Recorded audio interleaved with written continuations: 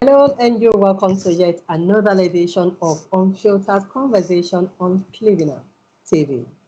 As you all know, Cleveland TV in Diaspora is an online platform created with a vision to bring you closer to the entire universe. Please don't forget to sign up with us on www.cleveland.com. All right, we are still on Arusha 2023, which is FESTAC Africa Destination Arusha 2023. And my guest this morning is Ms. Sally Kimanju. Ms. Sally Kimanju is the founder and CEO Destination in Africa. You're welcome to the program. Huh? Thank you. Thank you. My pleasure.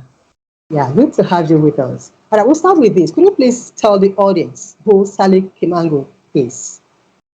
Thank you. A lovely morning right here in Botswana. Sally Kimangu wears many hats, but in this particular session, she's an educator. So I've been in the space of education technology for about getting to the third decade, working on education in different spheres of education in Africa, and much more focusing on sub-Saharan Africa. That's a good one. You talked about education. Let's get to know what Destination Africa is all about. Because when you mention such an Destination Africa, one would want to oh, is this all about tourism? But you just mentioned you are into the field of education. So Destination Africa, which is your company, what is your primary, your main focus? Yes, our company's name is Destination Imagination Africa, which is part of a global community that focuses on STEAM education. This is after assessing some of the issues we're going through in Africa, having worked across the continent and much more working with marginalized communities and doing an assessment on where are we, where should we be, why are we here? Why do we still have a very high rate of unemployment? Why we don't have opportunities for our youth? What are they struggling with? How can we fix education?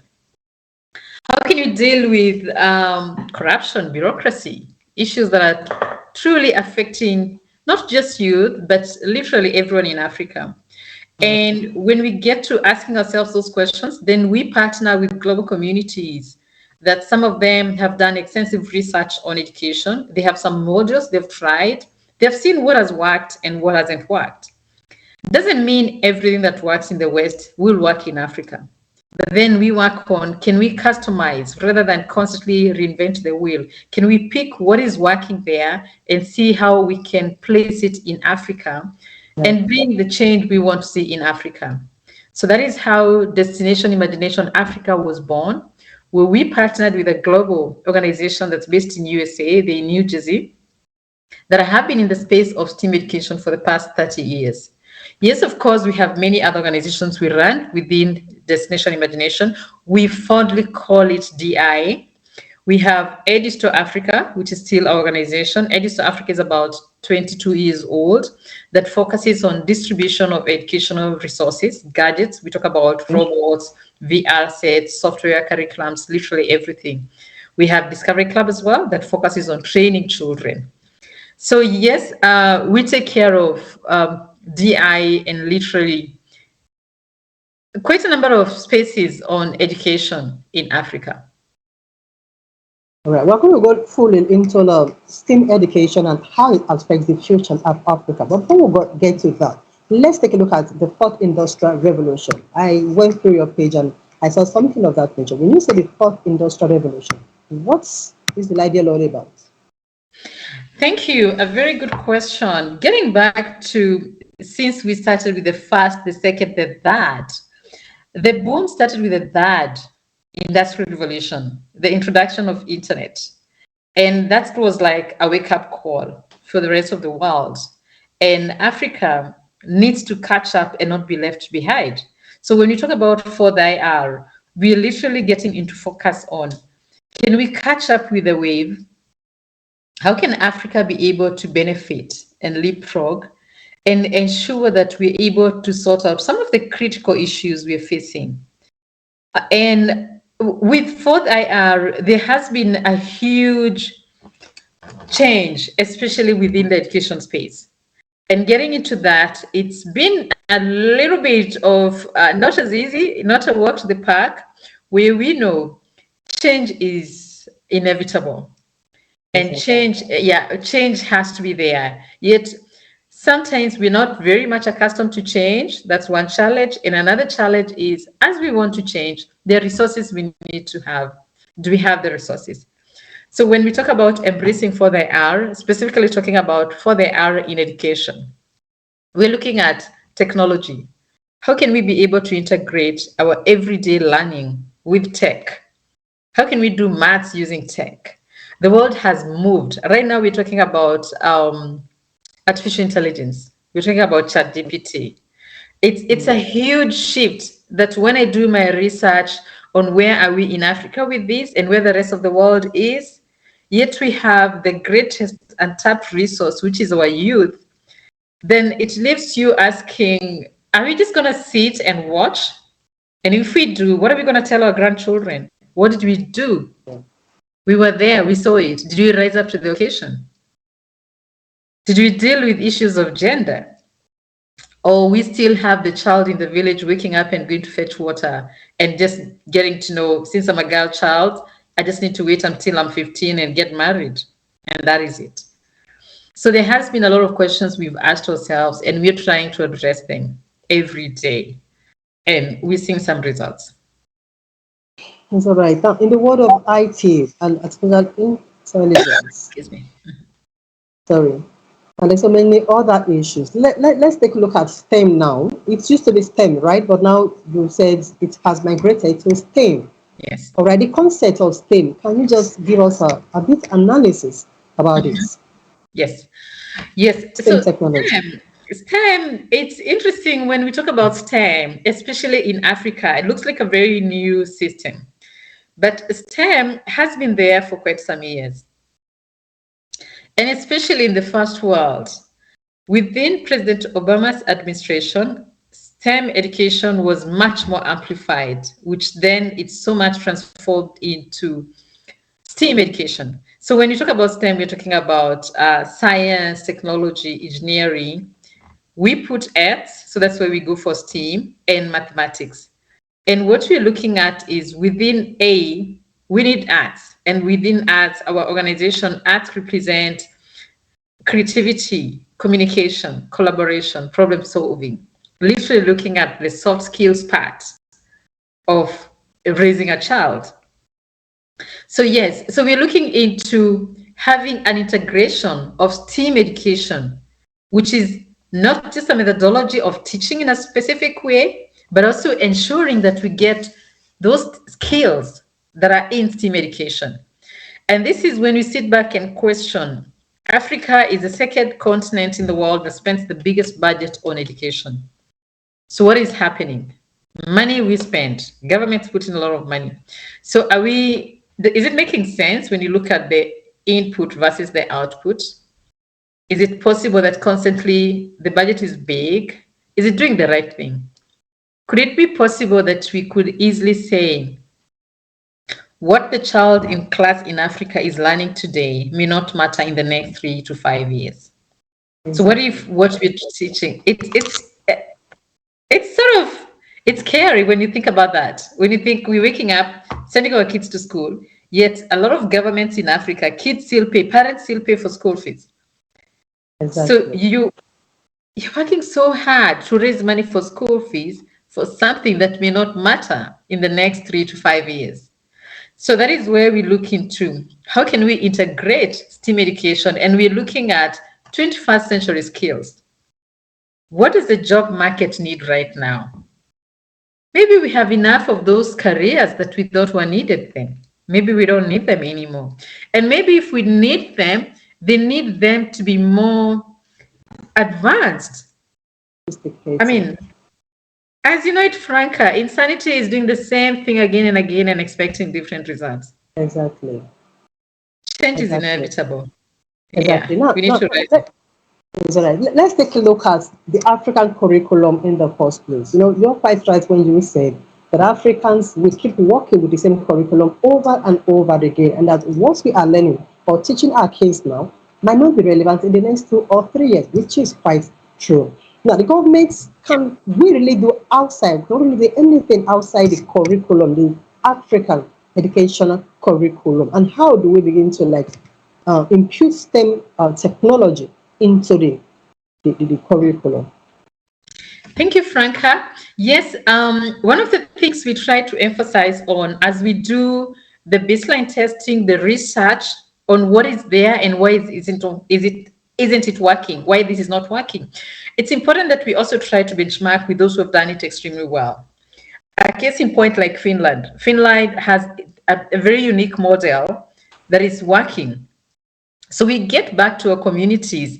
And obviously, when we talk about education, there's nothing like one size fits all. So if I get to Malawi, we sit with the Ministry of Education in Malawi, sit with all the other stakeholders and look into what is your pressure point? Why, what is not working? Why what you started doing 20 years ago, 50 years ago, since you were colonized and stuff like that? How do we need to customize it? We also do the needs analysis on what opportunities are in that particular country. Like when you talk about South Africa, Botswana, even Congo, a lot of African countries, we have a lot of minerals. Yet, are we training kids on mining careers? Or constantly we have to look for experts to come and help us to mine because we still have a shortage of skills. So there is that needs analysis that's literally for every country. Not assuming that what's going to be resolved at a situation we're facing in Botswana, that the solution we come up with is going to be the solution for Tanzania, for Nigeria, for Sierra Leone. No, every country is unique. However, we work closely together and try to share from each other that this model is working for me. How about you try it? But then, can you still customize for it to suit yours? So looking at STEAM education and its integration, it has so much to do with the teaching methodologies. In Africa, we focus so much on theory than practicals. So with STEAM, one, practicals have to be there. Because currently we get a lot of graduates who, when you sit with them and you're showing them, this is a circuit board, this is an Arduino board, this is how you fix this and that, they're seeing it for the first time. So that has to change. Practicals have to be done. Then the other problem we have is we've not come up with a model of training on soft skills. So we have a lot of people with PhDs, with their masters in Africa, but they can't communicate, they can't collaborate, they can't problem solve. They can't, and especially problem solving. If we can create more problem solvers, we can create more people who are keen to create jobs. You get it? So you find like software engineers. Does it make sense that we have so many graduates from software engineering who cannot create a website for themselves? Or who cannot even think about sitting right where you are in your house in Nigeria? You can create a website for somebody in Australia and you charge in dollars and you make good money. You get it? But then when we want to look at all that, we still need to get back into the root cause. If we don't teach them when they're young, then we're going to keep on repeating the same mistakes. All right. When you say teaching them, the only way you can actually get there when they are young is through the education system, which is through the school itself. Now, if you agree with me, most of the private schools we have find they are trying to do one or two things in this regard to make sure they incorporate STEM education into their teachings. But in public schools, okay, for those at the grassroots level, for those that are not placed among the elite and all that, they still cannot afford what it takes to approach a school that has or that would be interested in STEM education. So for people of that nature, how do you really catch them young? Thank you. So this is what you do. For us to get STEM education very firmly placed in education, it calls for various stakeholders. The community has to realize the need. The government, it's a very big stakeholder. And obviously in Africa, yes, the private sector needs to support that.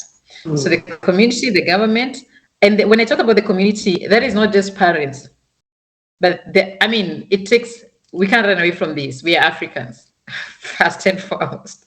So we're still seeing it takes the village to raise a child. and the village needs to rise up to that occasion. So that's the community, including the parents, the extended family. They need to rise up to the occasion in so many different aspects. Then we have the government, we have the private sector, and then we have quote unquote non-government organizations, which are helping a lot. So we're obviously looking at the burden that the government has to make sure that this gets done.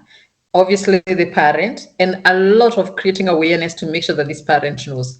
So we have various strategies that we use to ensure that we are still on the campaign of creating awareness. Because as long as parents don't know what we're talking about, they're not interested, the government as well. So we have various stakeholders that are very, very passionate and keen to see change. And one of them is African Union. So we work closely with African Union, we work with ADEA, we work with MasterCard. We also work with quite a number of NGOs like UNICEF, UNESCO, that are pushing that agenda of education.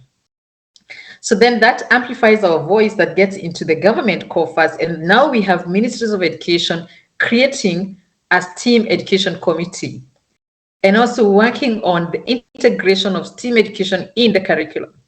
So as an organization, Destination Imagination, we have different channels of making sure that gets done. We have boot camps we run.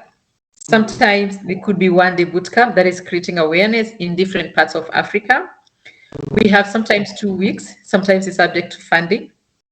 And then we have a program we run throughout the year where schools on board and run a competition.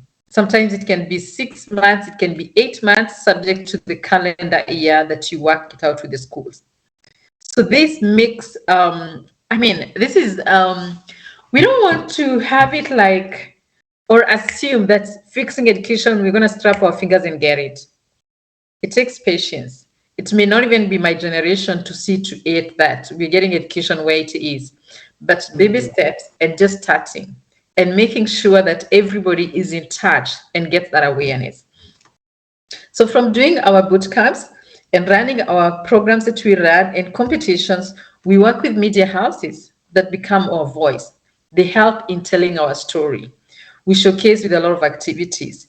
Currently, we have a team of youth that won a challenge we did as part of the Global Community 2021. They've been selected to go for USA Global Finals. That's going to be in May in the States. And they've worked very hard. So they are becoming the voice. They're becoming the experts, the leaders, the influencers for STEAM education in Africa. They're showing others, because they're 16 and 17, they're young. They're showing others, if I did it, you can do it. I'm from the village. I face the same realities as you do. So it can be done. So thank you so much. We will take a short break here and return to talk more on Arusha 2023, your offerings in Arusha 2023, and also the future of work in Africa. We'll take a short break here and return shortly. In the 21st century's technological advancement, we all seek opportunities to move and network with the emerging space. Introducing Clevenard blog and event posting. Do you think you have some interesting materials, good content, articles, and stories? Then feel free to publish them on Clevenard blog and events page, just as team of our writers are doing presently. By blogging on Clevenard's blogs and events, you benefit from our reach and network. There are a constant stream of people visiting our social platform, and we have figured out just how to distribute our contents. This means you can basically skip the line and get access to a big audience from day one.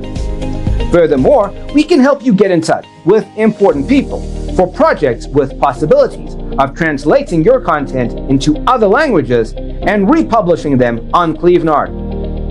This helps preserve and protect your content from getting lost. What's more, you also get to be part of our team with access to our network and lots of exclusives, behind-the-scenes information. And of course, you get full credit for everything you do, which brings you popularity and make extra income. Sign up now on clevenard.com and start blogging to your advantage. Please see the tutorial video on how to blog or post events on Clevenard Blogs and Events.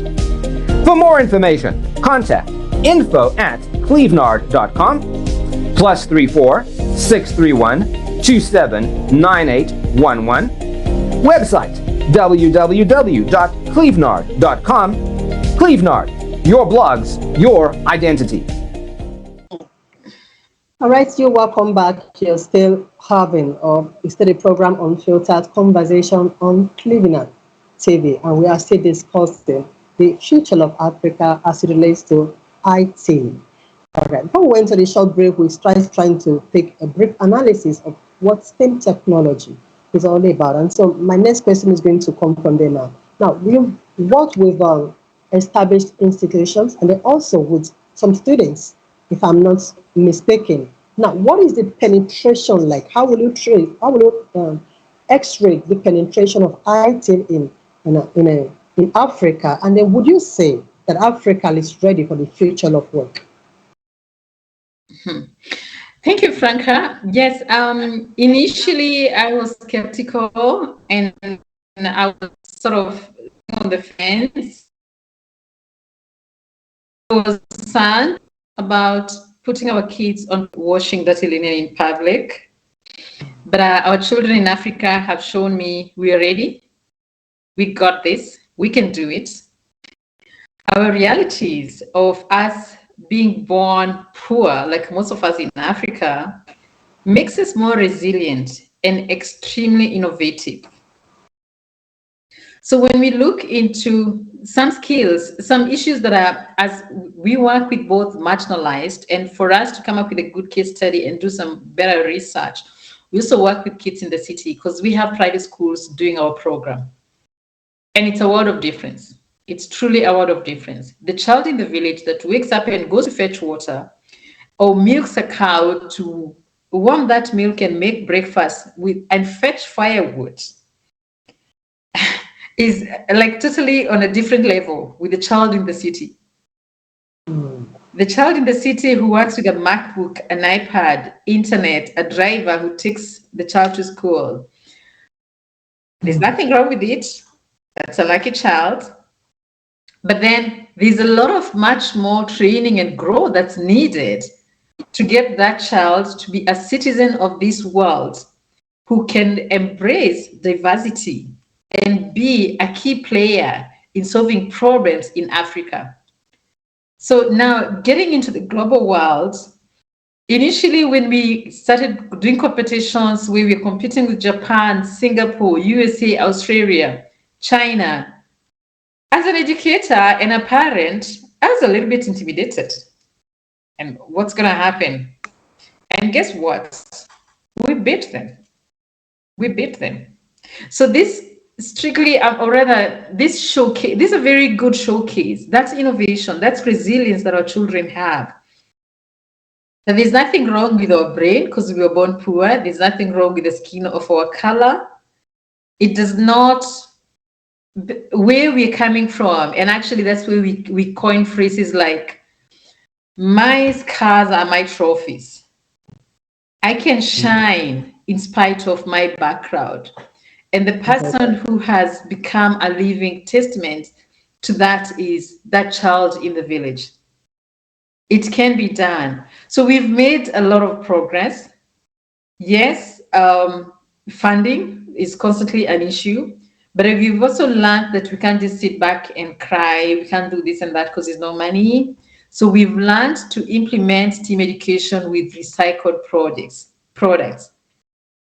And that is where, when we talk about community engagement, we go back to the community and ask, how many electronics do you have that you no longer use in your house?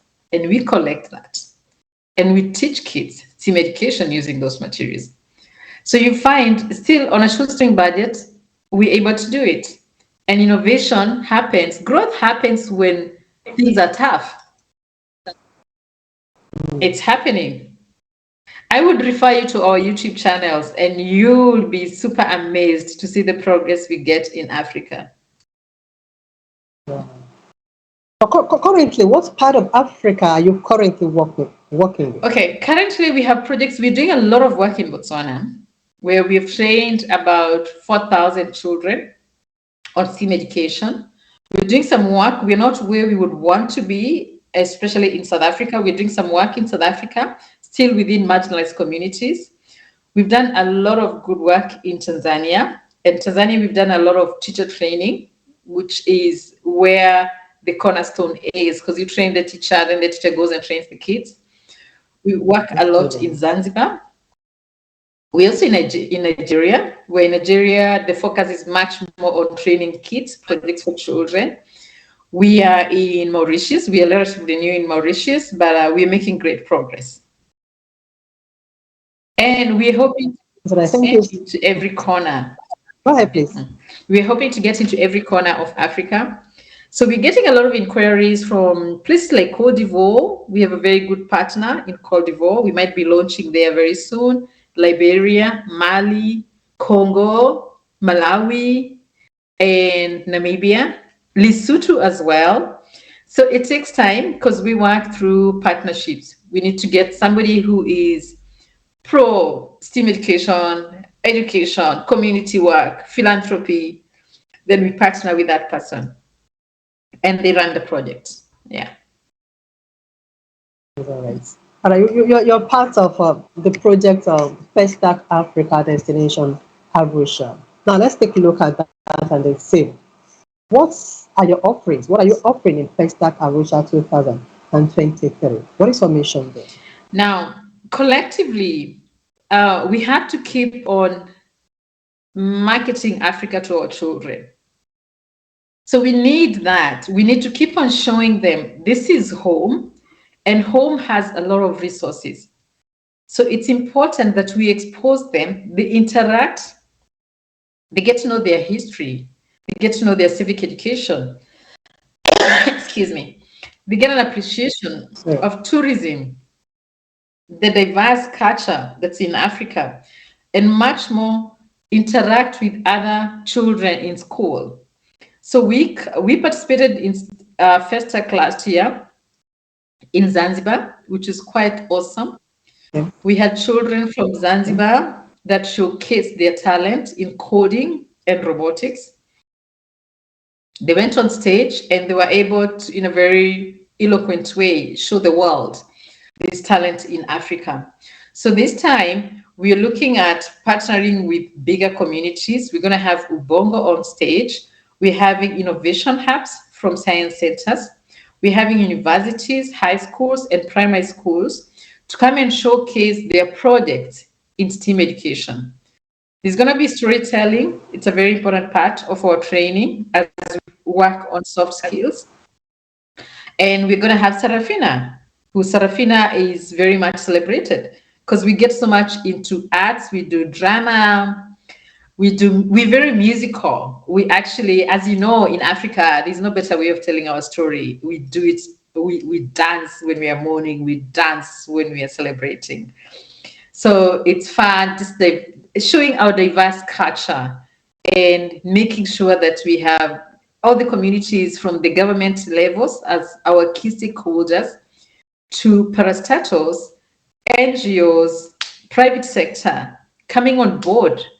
So some people will be presenting the structures they've created, the innovation using robots, the robotic innovation, others something through AI. Some have created brilliant solutions to solve existing problems in their community. So we will have workshops, we'll have sort of a makerspace where you can come and experience. We give adults an opportunity to experience what is coding, how do we build a robot, what problems can it solve, and we'll have competitions at the same time. So don't miss this. It's gonna be fun. That's right. So so if I was, for example, I want to be a participant and I want to be part of the project in Arusha 2023, how do I go about it? Great. So you log onto our website, which is www.diforafrica.org. You register and you get all the information, the registration. We try as much as we can not to charge marginalized community. So for marginalized community, it's going to be free of charge. There's a little fee for educators and for private schools for them to participate.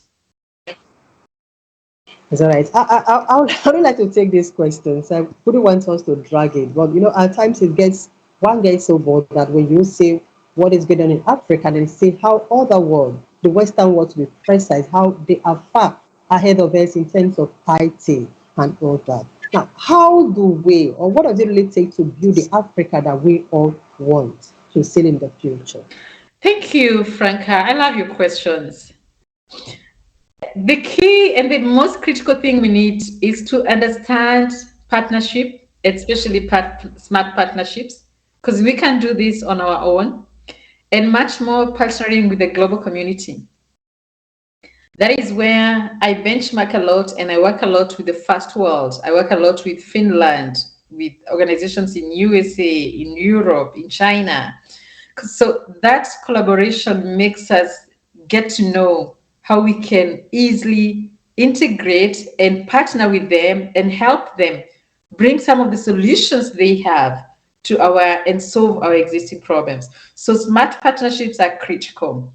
Then obviously government, just still forging those partnerships with our key stakeholders. Government as a policymaker needs to be in the room, so which the government is very receptive, and the community as well. Creating this sort of awareness, we have partnerships with broadcasting houses where we keep on making sure people are getting to know.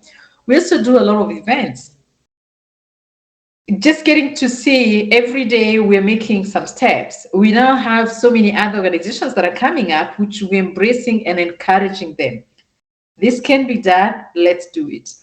And we're excited to see that the project is also creating a lot of jobs. It's creating a lot of jobs, it's a big thing for us in Africa, especially for our youth. Exactly. All right. Thank you so much. Now, let's take a look at an equal society. Do you think there can actually be an equality in education in Africa? I didn't get that, Franca. All right. When we talk about an equal society, one would say, okay, to have an equal society will mean developing the economic hub of any nation. Now, do you think that in attaining an equal society when everything works perfectly, is it possible to get an equality in education in Africa? Franca, it can be done. It's not going to be easy, but we obviously need the political will. We need communities getting together, but it can be done. If you take case in point where a lot of schools in Europe, they're run by the government, there are very few private schools.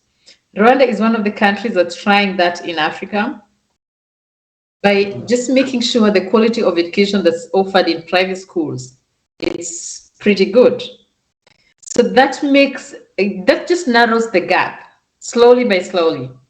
So I live to wait and hope for the day that African governments will come up with a model that it doesn't matter where the child is born, your economic realities, you being able to access the resources that are there, looking at, we are all taxpayers. So the gap should not be where it is. That child in the village deserves the quality of education that the child in the city is getting, or the child from a well-to-do parent.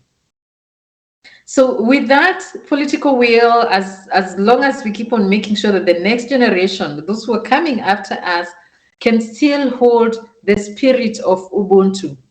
Hoping you know the meaning of that word, Franca. I don't. I was about asking to please explain that. So I think in Southern Africa, we call it Ubuntu. In East Africa, we call it Harambe. I don't know what we call it in West Africa, but it's literally... I'm in Nigeria. We're from Nigeria. There must be a way we call it in Nigeria. It's the spirit of togetherness, solidarity. Oh, unity? Wow. What do you call it? I guess I haven't even thought of that. I can't place it right now, but I'll think of it after this interview. So let's go ahead. You've been too Western. Let's go ahead. Come back home. So we'll try and do that. You see, but you understand what I say, what I mean when I say that it takes the village to raise a child. That runs across Africa, right? It takes the village. Some of us, it took the community. I am from Kenya, and Kenya, we have a very strong culture of building schools, building community projects. So it wasn't like, I can't claim to my dad and my mom are the ones who took me to school. No, the community contributed. So we do a lot of fundraising to send kids to universities. We build schools. And I see it happening in so many different parts of Africa. So it's that spirit, that togetherness, that energy of you're my brother's keeper.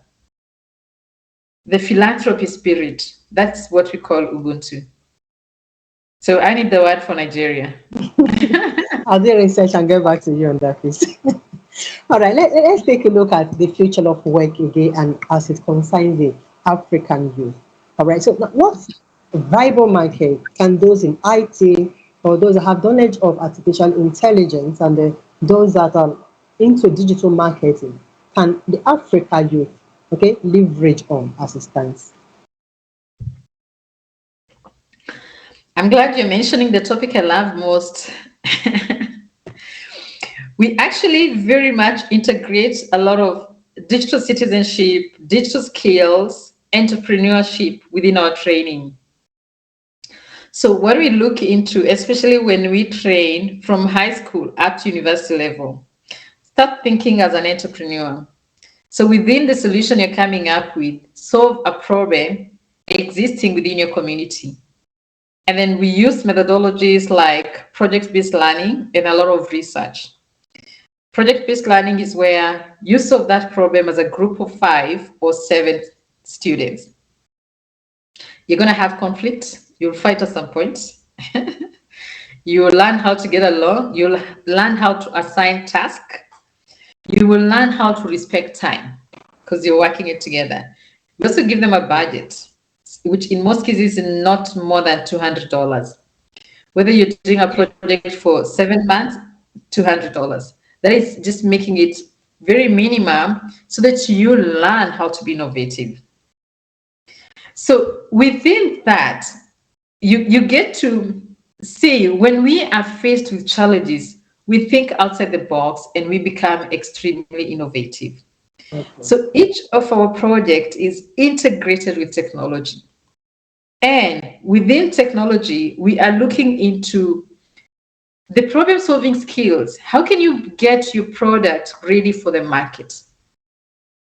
Can you sell that idea? Can you come up with a solution that we can take to the market? We did one project last year after FESTAC in Zanzibar with university students from Suza State University of Zanzibar. These are students who had graduated the year before. So they graduated 2020. 2021, we did the project 2022. And what was amazing was to see the lack of soft skills can be quite a challenge within our communities. So we have an idea, but we don't know how to bring it to life. We don't know how to take it to the market. We came up with solutions that the Minister of Education offered to get them funding to scale them up for the market. Now, when I keep on checking how those students are doing, most of them got very high-profile jobs from that. Others created their own jobs. And others have come up with their own collaboration of a community they've put together where they're solving problems together and coming up with their own companies. So where I see Africa getting, we're going to create more entrepreneurs as an outcome of problem solvers, which we need that so that we create jobs. We have now, part of my training or DI training, we touch a lot on digital marketing, which it's a skill that if a youth can get in Africa, straight up you can be able to create jobs. Right now we're about AI jobs. Of people more jobs and creating more wealth. I think that we have about 50 companies that have made more than 20 million US dollars in and of. I mean, how old is ChatGPT? It's less than 4 months. It was launched sometimes in so if we don't embrace technology, it's too bad. So we're on that campaign. Can we have more youth thinking on how can we solve problems using AI, which is something that every company, literally every company, needs to integrate everything that they're doing with artificial intelligence. Otherwise, it's going to get tough. But we're not waiting for it to get tough. We are ready. We are woke. We are rising up to the occasion. That's all right. Thank you so much, Ms. Ali. Now, I would like to ask this second to last questions, and then we'll wrap up.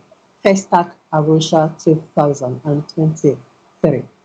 How do you rate the event itself? Where do you see Destination Imagination Africa after FESTAC Arusha 2023? Thank you, Franca. DI is growing and growing at a quite impressive rate. We started within COVID, just before COVID. So this is a project born out of COVID. Wow. We've had some challenges, especially this being new in Africa. It takes time, where for us to launch in any particular country, it starts with signing up an MOU with the government, creating partnerships and smart partnerships. So what we're looking into is, we're excited that FESTAC seems to have attraction of more than 40 countries in Africa that will come to showcase their brilliance, the innovation in whichever category. We work a lot on education tourism, which tourism is a big revenue earner in Africa, and we need to proudly show that. So we're expecting to have at least 4,000 students that will come within the FESTAC season.